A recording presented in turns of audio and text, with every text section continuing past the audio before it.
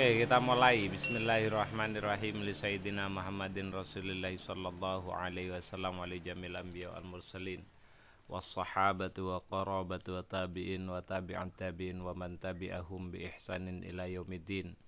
Wa khususan li muallif hadzal kitab Asy-Syaikh Al-Imam An-Nawawi Ad-Dimashqi wa nafa'ana bihi wa bi ulumi fid dharain amin wa li masyayikhina wa li ustadina wa li jamil auliya fil Indonesia wa li jamil auliya fid dunya radhiyallahu anhum wa an sa'ir sadati sufiyatil muhaqqiqin wal ulama'il amilin wal a'immatil mujtahidin innallaha ta'ala yahmina bi himayatihim wa yumidduna bi madadihim wa yanfa'una bi barakatihim wa anwarihim wa asrarihim wa ulumihim fid din wa dunya wal akhirah ولقضاء حاجتنا من حوائج الدنيا والآخرة صلى الله مقاصدنا يسر الله أمورنا أمور الدنيا والآخرة. الفاتحة. أعوذ بالله من الشيطان الرجيم. بسم الله الرحمن الرحيم. الحمد لله رب العالمين الرحمن الرحيم مالك يوم الدين إياك نعبد وإياك نستعين اهدنا الصراط المستقيم صراط الذين أنعمت عليهم غير المغضوب عليهم ولا الضالين آمين. Baik, sekarang kita masih akan melanjutkan tentang hadis-hadis yang berkenaan dengan wasiat. Mana yang boleh dikerjakan dan mana yang tidak perlu dikerjakan. Yang artinya hadis ini nanti akan banyak menjelaskan terkait dengan wasiat-wasiat yang pernah terjadi di masanya Rasulullah ataupun masanya para sahabat.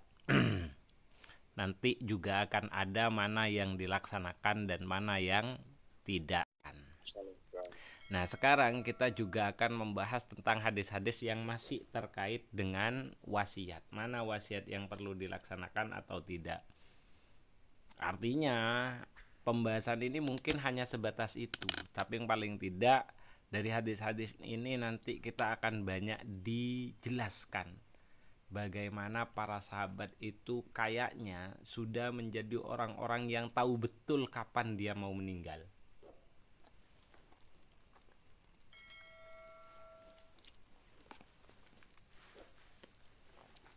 Sehingga persiapan menghadapi kematian itu betul-betul sudah dipersiapkan. Saya yakin kita pun insya Allah nanti akan bisa. Karena memang tanda-tanda kematian itu sebenarnya sudah dimunculkan oleh Allah. Paling tidak itu 40 hari menjelang kematian. Itu keterangannya kalau tidak salah ada di dalam kitab Ihya. Jika kita sadar. Makanya selama kita mau melaksanakan terus kebaikan, pasti oleh Allah nanti kita akan disadarkan. Karena sudah banyak contoh-contoh para ulama dari kalangan kita itu juga tahu kalau sakitnya itu sudah merupakan sakit yang menjelang kematian. Kayak Yai Maimun Zubair, kan seolah-olah memang sudah betul-betul siap gitu loh. Sampai kan ada ceritanya Yai Maimun itu kan wasiat ke uang ini pegang nanti kalau aku misal meninggal di sana nanti dibagi-bagikan kepada saudara, kan sampai seperti itu. Bahkan sampai dek dino-dino nih Yai Maimun itu cerita-ceritanya kan sampai dek dino nih lek aku mati dino Jumat berarti aku waline pangeran. Lek aku mati nih dino Senin berarti aku ulamae pangeran. Kan sampai kayak gitu. Kalau tidak salah Yai Maimun itu meninggalnya hari Senin kalau tidak salah. Selasa. Iya antara itulah. Kalau tidak salah seperti itu. Artinya insya Allah kita juga akan sampai kepada hal itu selama kita tetap istiqomah dalam kebaikan. Karena janji Allah itu tidak karena janji Allah itu jelas. Janji Allah itu jelas bagi mereka-mereka yang senantiasa menjaga dirinya, ya kan, menjaga dirinya untuk terus melakukan kebaikan. Itu contohnya itu wal asri innal insana lafi khusrin illal ladzina amanu wa amilus solihat, ya, wa tawasau bil haq wa tawasau bis sabr. Itu jelas. Jadi sesungguhnya semua manusia itu ada dalam kesengsaraan. Oh, kesengsaraan apa saja, termasuk kesengsaraan dalam menghadapi kematian. Kecuali siapa? Illalladzina amanu, kecuali mereka yang tetap teguh dengan imannya. Terus kemudian walladzina amanu illalladzina amanu wa amilus solihat, dan mereka yang terus teguh untuk mempertahankan amal perbuatan terbaik. Terus watawasau bil haq, dan mereka yang senantiasa mau saling mewasiati, saling memberikan peringatan untuk sesuatu yang benar. Dan watawasau bis sabr, dan mereka yang senantiasa saling berwasiat untuk terus bersabar, baik dalam melaksanakan ibadah ataupun dalam rangka menjauhi maksiat kepada Allah Subhanahu wa ta'ala. Nah, insyaallah awake dhewe ini muga-muga oleh Allah dimasukkan pada golongan mereka-mereka yang senantiasa watawasau bil haq. Ya, itu harapan kita seperti itu. Baik, kita lanjutkan penjelasan hadis ini, di mana kita akan membahas tentang riwayat dari An Umar. Bismillahirrahmanirrahim. Wa qad qala al-musannifu rahimahumullahu ta'ala wa nafa'ana bihi wa bi'ulumi fid dharaini amin amin wa ya mujibas sa'ilin. Wa rawaina lan riwayatna sapa kita fi sahihi muslimin ing dalam kitab sahih Muslim. An Amr ibn al-As, an Amr bin As, an Amr ibn al-As, saking Amr bin As radhiyallahu annahu sak temene Amr iku kala ngucap sinten Amr, bahwa hale utawi Amr iku fi siyaqatil maut, ing dalam perjalanan menuju kematian, ing dalam perjalanan menuju kematian utawa ing dalam critane ati mati. Ya gampangnya lah, sudah masuk pada ajal lah, menjelang kematian sudah. Apa dawuhnya beliau? Idza ana Ida ing dalam nalikane wektu suci, ana utawi ingsun iku mutu mati sapa ingsun. Falatas habni moko ojo ngancani ing ingsun, ya kan. Moko ojo ngancani ing ingsun.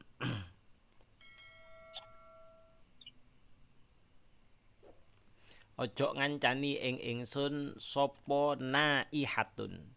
Sapa naihatun, wong wadon sing apa? Wong wadon sing naihah. Wong wadon sing naihah utawa apa kemarin itu iku lho, orang perempuan yang nangis dan jerit-jerit iku lho. Iya kan? Meronta-ronta. Iya, yang meronta-ronta. Ya pokoknya koyo ngono lah. Wong wedoke lek perlu gak usah lah. Ya, jangan sampai ada aku dikelilingi oleh seorang perempuan. Wala narun lan ora neraka. Wala narun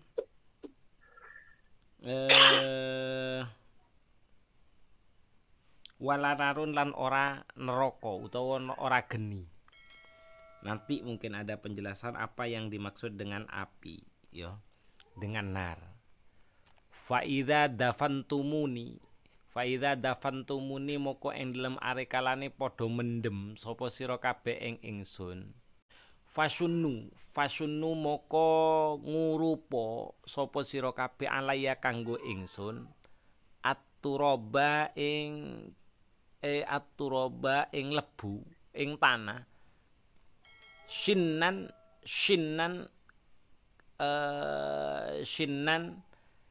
kelawan nguruki temenan utawa nguruki titik-titik lah gampangane. Jadi ketika kalian sudah mau menguburkan aku, maka kuburkanlah aku, atau timbunlah tanah untukku sedikit demi sedikit. Tumakimu moko nuli padha jumeneng utawa padha ngadeka kabeh. Haula qabri ing kiwa kengene kuburan ingsun. Qadrama ing dalem sak kadhaure wektu. Tunharu tunharu den sembelih opo jazurun unta jazur. Jadi seperti hadis yang sebelumnya kan. Hadis sebelumnya kan juga ada riwayatnya seperti itu.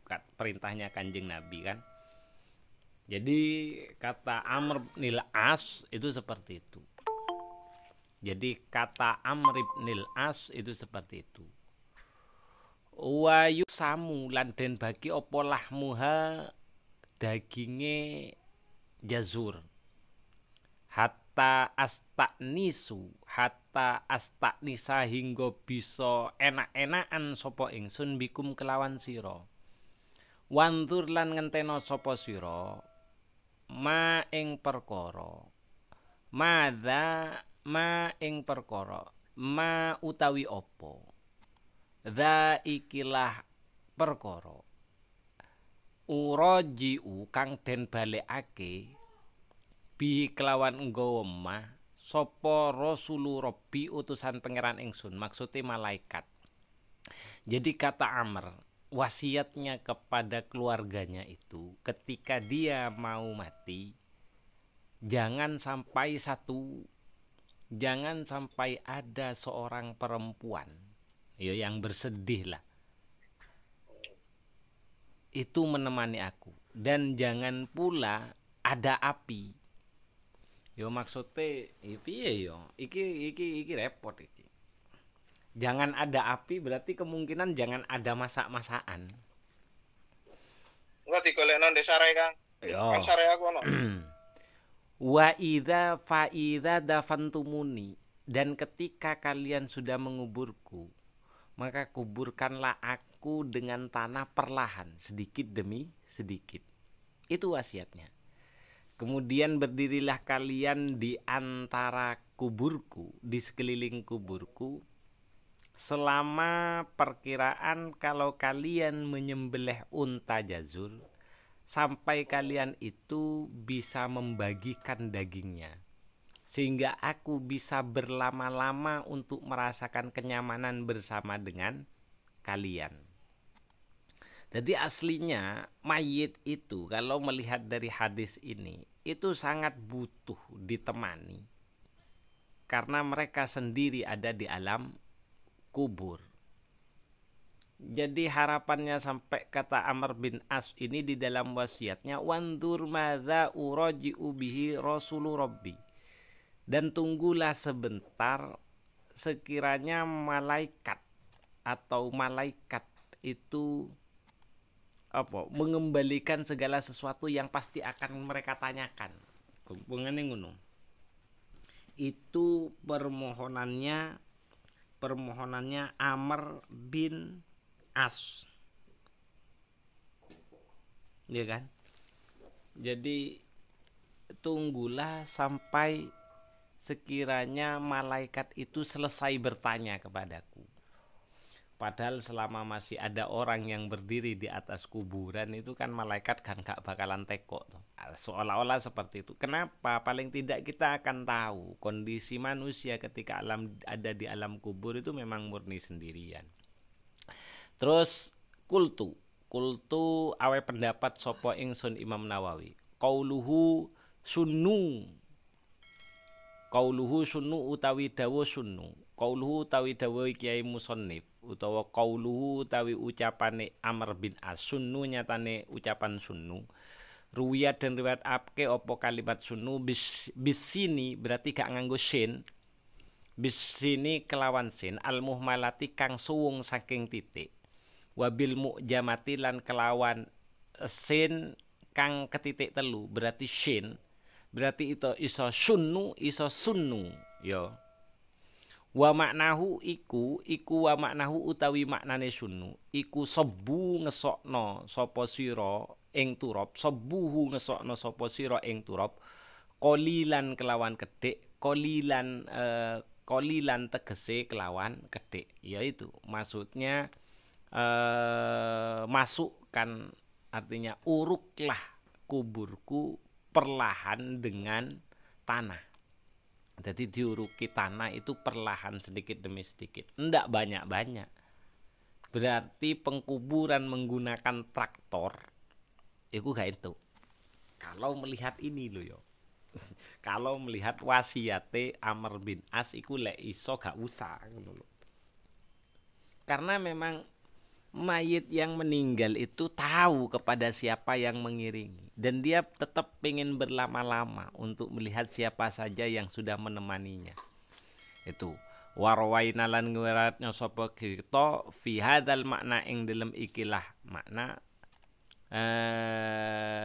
ngeriwayatno haditsa Hudzaifatal haditsa Hudzaifah ing hadise Hudzaifah al mutaqaddima kang wis dingin fi babi i'lami ashabil mayyit bi mautihi ing dalem bab oleh ngilingno wong kang ashabul mayyit kanca-kancane mayit kelawan matine mayit wa ghairi dzalika lan liyane mengkono-mengkono bab i'lami ashabil mayyit minal ahadithi bayane saking pira-pira hadis wa fi malan ing dalem keterangan dzakarnahu kang wis nutur sapa ingsun ing ma kifayatan kelawan kecukupan wabillahi lan tetap kelawan Gusti Allah at-taufiqu utawi pitulung ya. Itu wasiatnya Amr bin As. Jadi wasiatnya itu enggak urusan kon ati anak artinya yang diwasiatkan itu. Kalau wasiatnya siapa di dalam Al-Qur'an Nabi Ibrahim kalau tidak salah itu kepada putra-putranya ini lima ta'buduna mim ba'di ya kan. Ma ta'buduna mim ba'di itu wasiatnya kalau tidak salah Nabi Ibrahim itu ada di dalam ayat Al-Qur'an. Apa yang akan kamu sembah setelah sepeninggalku? Artinya memang yang diperhatikan itu adalah urusan akhirat. Sehingga urusan akhirat itu tetap terpikirkan sampai dia menjelang kematian.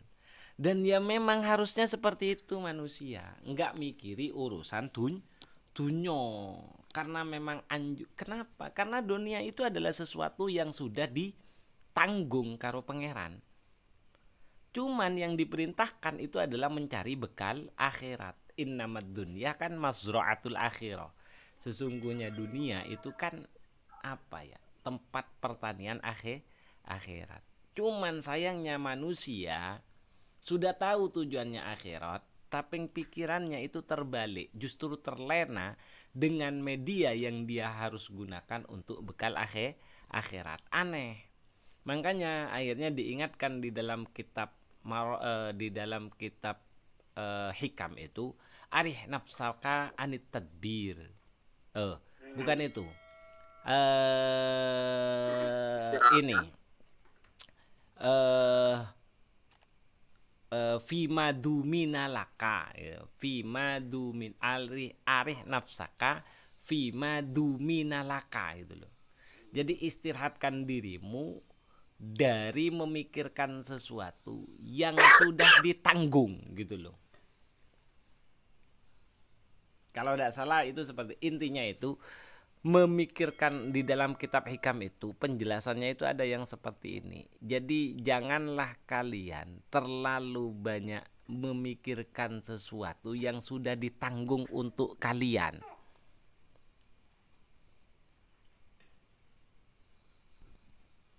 Tapi pikirkanlah sesuatu yang memang diperintahkan untuk dicari oleh kalian. Karena memikirkan sesuatu yang sudah ditanggung untuk kalian itu bagian dari matinya hati kita itu loh. Iku insyaallah kayak fima duminalaka alamatul mautil qalbi apa gitu. Pokoknya intinya seperti itu. Jadi memikirkan sesuatu yang sudah ditanggung oleh Allah itu bagian dari tanda-tanda matinya hati kita. Sama seperti hidup di dunia itu kan sudah dipastikan semua oleh Allah kan. Mulai rezeki, semua itu sudah dipastikan. Kita cukup berjalan sesuai dengan rel yang saat ini sudah kita miliki. Jadi makanya ora perlu mikir-mikir sing reno-reno. Ndak usah sudah. Kalau kemarin di dalam kitab Marokil Ubudiyah itu salah satu cara untuk menghilangkan sifat hasud itu adalah harus adanya cinta di dalam hati kepada sesama. Harus adanya cinta di dalam hati kepada sesama. Itu salah satunya. Karena ujung-ujungnya hasud itu tidak lain adalah awalnya hasud itu bermuara dari keinginan manusia dianggap oleh orang lain. Entah oleh keluarga, entah oleh apa. Nah, maka yang ada itu harus ada cinta di dalam hati. Di mana di dalam kitab Maraqil Ubudiyah, cinta itu dibagi menjadi 3, kata Imam Al-Ghazali itu di dalam kitab Bidayahnya itu, cinta itu dibagi menjadi 3. Ada cinta karena keagungan, ada cinta karena kasih sayang, ada cinta karena kebaikan. Cinta karena keagungan seperti cintanya kita kepada orang tua karena mereka memang dimuliakan. Cinta karena kasih sayang, cintanya kita kepada anak kita karena memang kita kasih sayang. Nah, ada yang ketiga, cintanya kita kepada sesama karena ada kebaikan. Karena ada kebaikan. Nah, dengan adanya cinta itu, maka hasud itu akan hilang di dalam diri kita. Tapi ketika tidak ada yang namanya 3 cinta yang tadi sudah disebutkan di dalam hati, maka hal yang paling pokok dan perlu kita lakukan adalah cukup kita melakukan hal-hal yang wajib dan pokok saja. Ora usah mikir liar-liane, ora usah mikir sampean pengen alim pengen opo, ndak perlu sudah. Ketika sampean sudah tidak memiliki cinta, toleransi sudah tidak ada, semua tidak ada. Kalau memang sudah tidak ada 3 cinta di dalam hati kita, maka tinggalkan segala sesuatu yang tidak penting. Cukup fokus kepada sesuatu yang fardu saja. Nah, sama sebenarnya manusia itu seperti itu. Nah, sehingga ketika manusia itu sudah terlena dengan urusan dunianya, maka lupalah dia dengan akhirat. Padahal dawuhnya itu adalah wa'mal li akhiratika, bekerjalah kamu untuk urusan akhiratmu. Perintahnya bekerja itu untuk urusan akhirat. Meskipun memang ada lanjutan dawuh itu walatan sanasibaka minat dunya, akan tetapi jangan sekali-kali kamu lupa dalam urusan dunia. Yo aneh uang iku iso lali de urusan dunia, krono dunia itu karena dunia itu sekarang sudah kita miliki, sekarang sudah kita laksanakan, sekarang sudah kita jalani. Kalau dia terfokus kepada pekerjaan akhirat. Tapi sayangnya manusia itu terbalik. Jadi bukan mengikuti apa yang didawuhkan wa'mal li akhiratika, tapi wa'mal li dunyaka. Terus ternyata akhirat itu walatan sanasibaka minal akhirati, kebalik. Seharusnya fokus pekerjaan kita semua total di dunia itu difokuskan untuk urusan akhirat. Nah, kalau kita fokusnya dalam urusan akhirat, dunia itu sudah pasti ikut. Kenapa? Karena dunia sudah kita jalani gitu loh. Makanya cuman diingatkan wala tansa nasibaka minat dunia. Gitu loh. Nah, ketika kita sudah tujuan orientasi pertama itu adalah akhirat, insya Allah dunia itu ikut. Yo nggak perlu ikut, ya memang kita masih ada di dunia kok.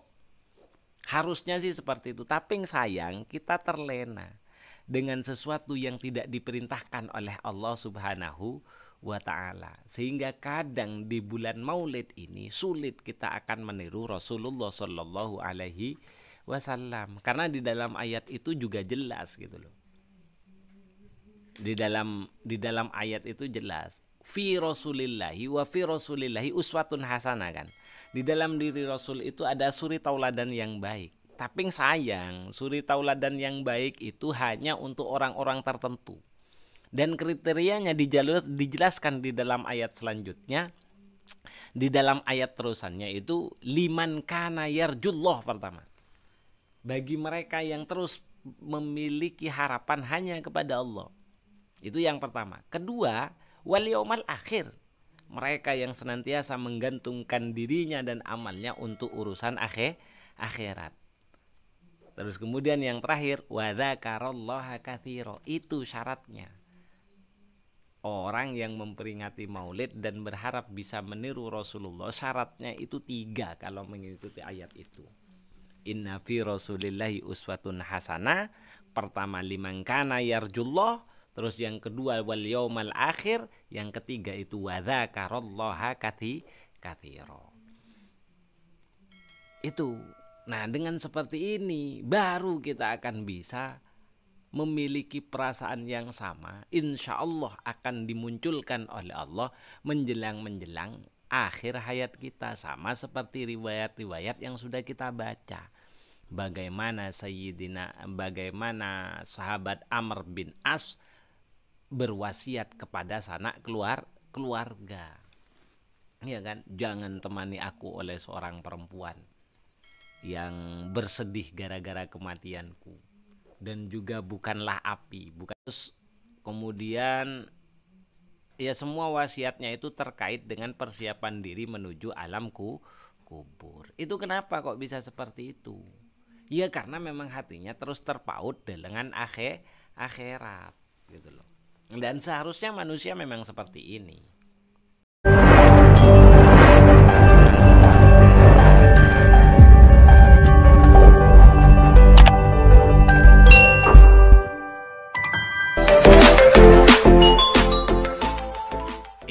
Ini pendapat